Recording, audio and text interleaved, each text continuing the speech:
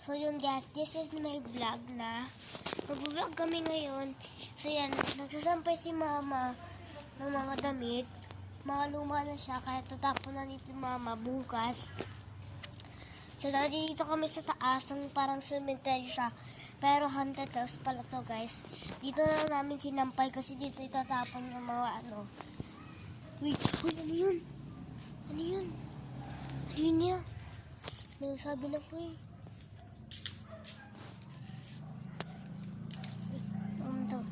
Katapat pa naman kami nakibulo dito guys. Kinakabahan ako. Ang gaganda pa ng mga damit dito kaso wala na siya. Hindi na namin pwede gamitin. Dito. So yun, habang nagbablog pa tayo. Yan, kasama ko yung mga ano ko, si kuya tsaka si mama. Ano dito? Wait lang.